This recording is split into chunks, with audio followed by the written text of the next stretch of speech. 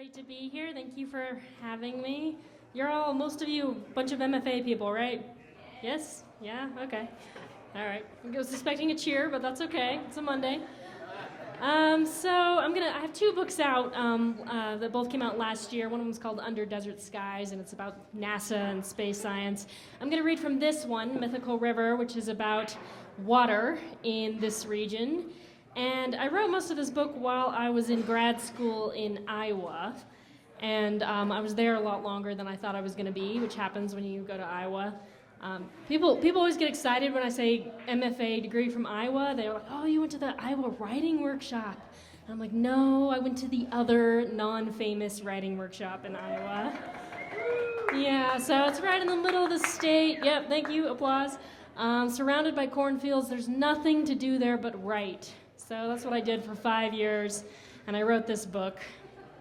One of the things I regret about this book is that the chapters are all super long, and I shouldn't have done that because I can't actually fit one into 20 minutes.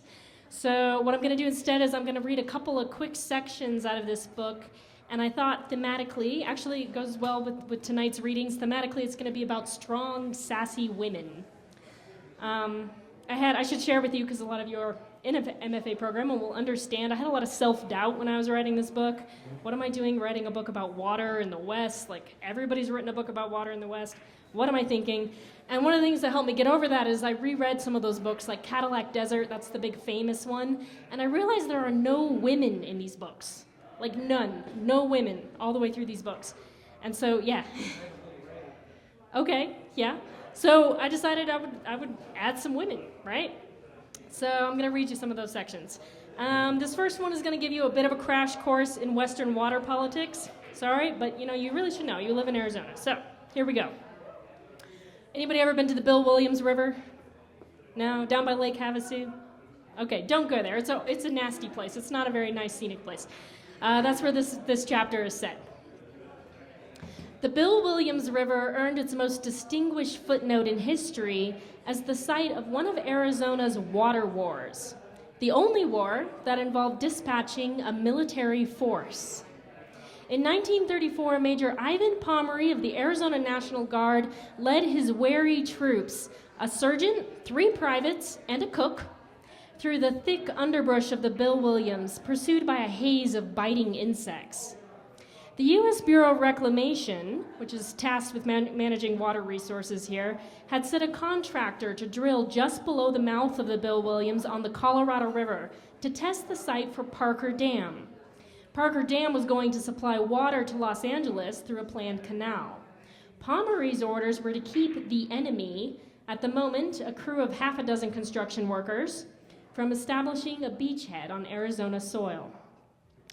Arizona and California, divided by the Colorado River, had long nurtured an acrimonious relationship. Indeed, the word river is closely related to rival, which once referred to people living on opposite sides of a stream. California, larger, wealthier, and prettier, enticed Americans west with promises of ocean breezes and sunny beaches, while Arizona was still a hardscrabble mining state. California contributed almost nothing to the Colorado River's flow, yet had claimed the lion's share of its water. Sorry if you're from California. Anyone? No? Okay. I'm not going to be nice to you. Arizonans pointed out that nearly half of the Colorado's length flowed through or adjacent to our state. Obviously, it belonged to us. The enmity, I have words in here I can't pronounce, reached a boiling point in 1922 when 6 of the 7 states involved in the Colorado River Compact agreed to its terms. Arizona refused. The compact attempted to solve the escalating water wars between the states by dividing the Colorado River at an arbitrary point, Lee's Ferry, and allocating 7.5 million acre-feet of water each to the upper and lower basins. An additional million acre-feet went to the petulant lower basin states, which are California, Arizona, and Nevada, because of the anticipated explosions in their populations. 2 decades passed before the U.S. acknowledged the rights of its southern neighbor and agreed to leave water in the river for Mexico. Arizonans disliked the prospect of splitting their allotment from the compact with California, a powerful adversary. Congress took control of the matter in 1928, limiting Arizona to 2.8 million acre-feet and giving California 4.4. They had already developed the political clout and infrastructure to use that entire allotment and more. Arizona politicians, rather than using their share of the water on the agricultural fields near the river, wanted a canal to bring it to central Arizona. They had irrigation in mind, but ultimately it would go to the burgeoning populations of Phoenix and Tucson. California threatened Arizona would never get approval from Congress for that canal unless it promised to deduct the Gila River from its share. That's the largest of Arizona's rivers. It carries 1 million acre-feet of water annually through the center of the state, and dams could store twice that amount. So if Californians had their way, the Gila would count as part of that water divvied up in the Colorado River Compact. And since it flowed entirely in Arizona, the full amount would come from Arizonans' share.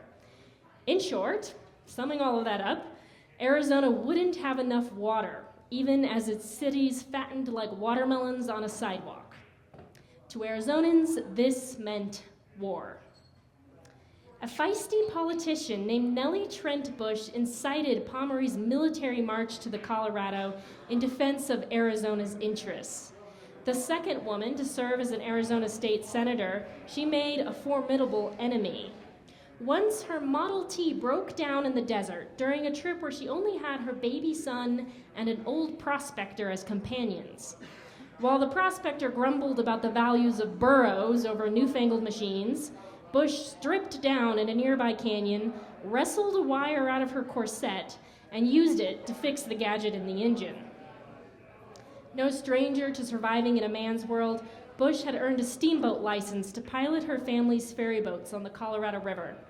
Parker Dam not only threatened to let California siphon away water that ought to belong to Arizona, it was a personal affront. She would no longer have a flowing river for her boats. In November 1934, a detachment of riflemen from Phoenix and machine gunners from Prescott, 100 men in all, joined Pomeroy's advance force in Parker. They had spent a long, dusty day driving to the tiny river town in a parade of motor cars. The local newspaper reported, "Little of wartime precision is in evidence as the National Guardsmen moved down to the war zone." The Guardsmen planned to set up their tents near the mouth of the Bill Williams, but they had to get there first, and the muddy Colorado was running unusually low. Her hair pulled back in a tight bun, librarian's glasses perched on her nose, Nellie T. Bush met Major Pomeroy on the riverbanks and offered up a pair of flat-bottomed ferry boats, the Julia B. and Nellie Joe. The bemused residents of Parker watched as Bush piloted the military force up the Colorado to the dam site, reportedly brandishing a gun at her foes on the opposite bank. Newspapers christened Bush the first female admiral in Arizona history. And they splashed gleeful headlines on the front page. "Arizona declares war. Arizona, the only inland state with a navy." At first, it seemed everything would go Arizona's way. Neatly attired in a suit and tie, Pomeroy posed for newspaper cameras at the dam site, a slight frown curving his lips as he inspected the offending cables anchored in Arizona soil. A delegation from the opposite bank arrived to ask the major exactly what he planned to do. "I'm going to prevent any more work on the Arizona side of the river," he said. "How are you going to do that?" the delegation asked. The major silently pointed to a stack of ammunition boxes and machine guns. The delegates took a good look, retreated across the river, and ceased construction on the dam. The bloodless victory didn't last long. The first harbinger of trouble appeared when the ferry boats attempted to slip under the cables and became hopelessly tangled. The Californians helpfully sent a motorboat to rescue the Arizona Navy, no doubt snickering under their breaths. Pomeroy's force, restless and irritable, set up tents at the swampy mouth of the Bill Williams. The river itself seemed to join the fray. At one point, the major sent word back to Phoenix with a desperate request for mosquito netting, claiming that he had to protect himself by waving his saber wildly in the air. One man was sent home with pneumonia and later died. The contractor in charge of Parker Dam lost patience with the political stalemate and began constructing the aqueduct that would carry water to Los Angeles. At last, the entire slipshod battle went to court. In April 1935, the U.S. Supreme Court ruled that the Bureau of Reclamation had begun construction on the dam illegally because Congress had never authorized it, a step in the paperwork that the powerful Bureau had long considered a waste of time. Arizona's jubilation was short-lived. Congress quickly passed a bill consenting to Parker Dam, and construction resumed just a year after the whole fiasco began. So that's the story of Arizona's war with California, which I write further in the book that we continue this war today, not quite as dramatically with the machine guns, but more with legal documents and with snide comments in newspapers and things like that. That story you may have heard before if you've read anything about water in the West. Is kind of a famous story, but in almost every version I've read, they left out Nellie Bush, who I thought was the most interesting character. So I wanted to kind of recover her in my book and talk about her role in all of that. I'll skip ahead and read from a different section in the book. So one of the things I tried to do was, there are a lot of books about the Colorado River, and I wanted to tell stories that were a little more out of the way. So I went to a lot of the little tributary rivers, so rivers like the Bill Williams and the San Pedro. And these all flow into the Colorado, and they're part of this story, and they all have really interesting histories. One of those rivers is Fossil Creek. Have any of you ever been there? Yeah, so it's not far from here. It's just a couple hours south. You have to get a permit now to go because it's gotten so popular, but it's definitely worth it, especially in the off season. And so I write about Fossil Creek, and one of the cool things that happened at Fossil Creek is there was a dam there that was taken down, and it was the first dam taken down in Arizona. So I go there, I'm hiking with my dad in this scene, and I'm looking for this dam. At every twist in the mountainside, a new angle of Fossil Creek unfurled before me, serrated terraces and aquamarine pools half hidden beneath a thickening corridor of cottonwood and sycamore trees, just beginning to leaf. The trail wound around sheer canyon walls, the creek bed growing ever more distant.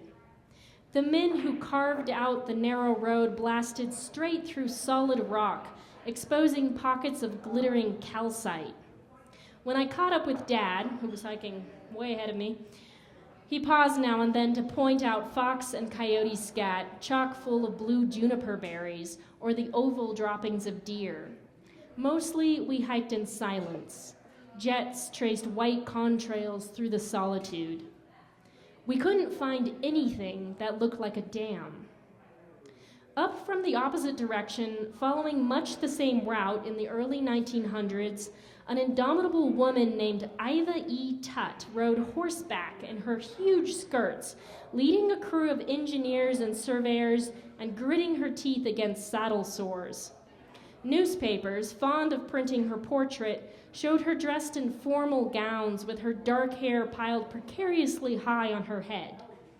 A delicate appearance belied the underlying steel. As a child, Tut had learned about the curious workings of turbines and generators from a devoted father who worked on Mississippi steamboats. She once told a journalist, "I liked dolls well enough and their pretty clothes, but I liked best to play with cogs and pulleys or to watch the shiny governor on an engine whirl round and round in its dizzy dance. I learned machinery just as I learned to talk without knowing that I did." With no formal training, Tut grew into a woman equally capable of managing business affairs or operating newfangled machines. She began her married life on a ranch in Montana, but she hated the open rangeland and endless skies. She craved a place where she could put her talents and imagination to work. She shocked California by purchasing a franchise to supply electrical power to the towns of Long Beach and San Pedro, and then she moved to Prescott to launch a new enterprise on the Arizona frontier. In 1903, the Los Angeles Times reported melodramatically, "She contracted for water rights, took out her engineering party, followed the transit every step of the way back into the mountains where few men and no woman had ever gone before, to the head of Fossil Creek, returning with all plans formulated for the prosecution of the work." By then, Phoenix's population had swelled to almost 6,000 people. I know. Oh my God. Throughout the region, miners laboriously hewed out copper ore with steam-powered machinery. Tut realized that the steep canyon country and the Mogollon Rim could generate cheap electrical power for this rapidly expanding territory. So she formed the Arizona Power Company and drew up schematics to harness the dependable flow of Fossil Creek. Arizonans, watching these developments, seemed fascinated that a woman could be an engineer. Iva E. Tut became something of a folk legend in the tiny typeface of frontier broadsheets. The Arizona Daily Journal miners screamed that developing Fossil Creek was a big enterprise. The Arizona Republican noted in surprise, "A woman is behind this project and has been from the start." The New York Times assured its readers that despite her profession, Mrs. Tut is in personal appearance not the least bit mannish. Of course, she has men to do the work for her, though it was all planned and figured out by her to begin with. Tut even earned a mention in a European trade journal, which printed a playful and condescending column inspired by her purchase of the California plants. "What shall we do with our girls? Can it be true that the male electrical engineer must look to his laurels, and that one of these fine days he may wake to find his occupation gone? The new woman threatens to become his rival. How charmingly this appeals to our imaginative faculty." That was real. I found that journal. The Fossil Creek project languished for lack of funds until an engineer named Raymond Mason took over its management, bringing the capital and connections and perhaps the credibility to make Tut's schemes a reality. In 1908, the company began constructing a power plant southwest of the hot springs. Makeshift camps mushroomed up along the 40-mile wagon road to the nearest railroad station. A crew of 600 men drove teams of mules hauling concrete mixers on wagon beds. Tut made the week-long journey several times, keeping to the saddle for hours on end over the mountain terrain. Except for the foreman, the workers belonged to the various clans within the Tonto Apache and Yavapai tribes. The U.S. government had forcibly removed them from Fossil Creek in 1875, relocating them to a reservation on the Gila River. A generation later, they returned to find their ancestral lands largely claimed by Anglos. Men went to work for the power company for $2 a day, while women camped nearby selling fry bread, coffee, and roasted meat. In good weather, the workers could lay 150 feet of flume in 10 hours. In bad weather, snow and rain, they worked anyway, tugging and cursing the wagons through the mud. Within a year, they completed a 7-mile system of flumes, tunnels, and steel pipelines to bring Fossil Creek's water to the turbines of the newly constructed generating station. So I'll skip ahead just a little bit here and close off with a different section. So the reason why all that history's in there is because this woman who built this dam, it stood there for a century generating electrical power, and then Arizonans decided we wanted to take it down and actually restore water to Fossil Creek.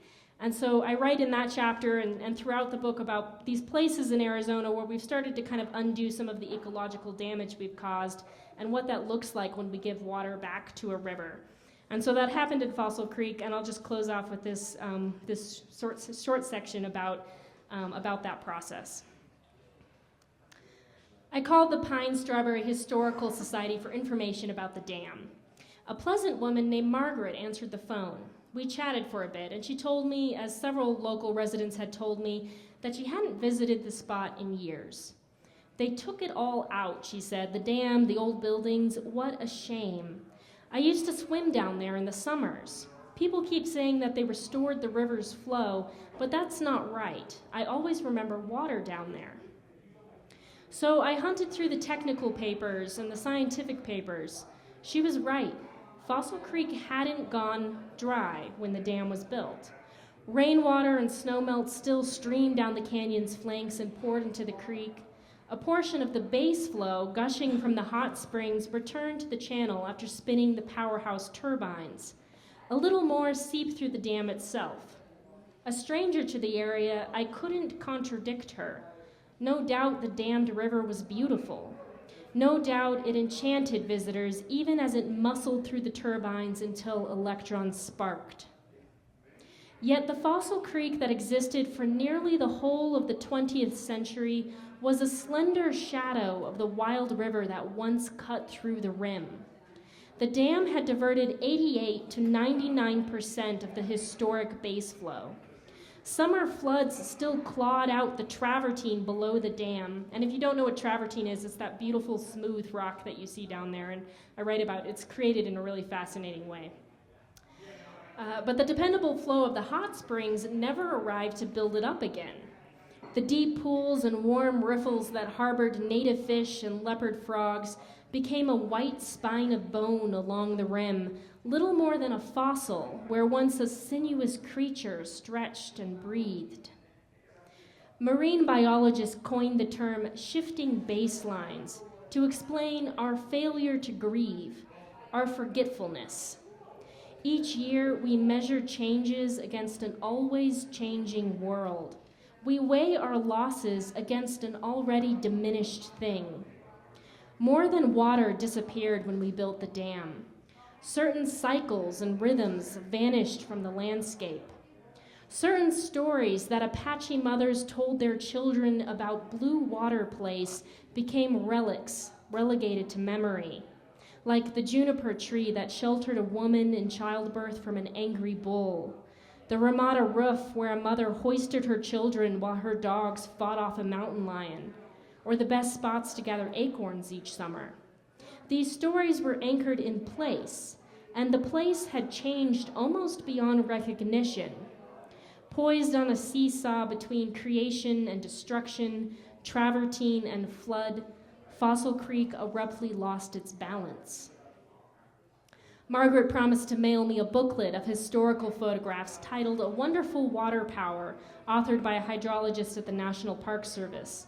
When it arrived, I found she had drawn a dark pencil line through the last sentence just to be sure I understood. After almost 100 years, water will flow again in Fossil Creek. All right, I'll stop there. Thanks, everyone.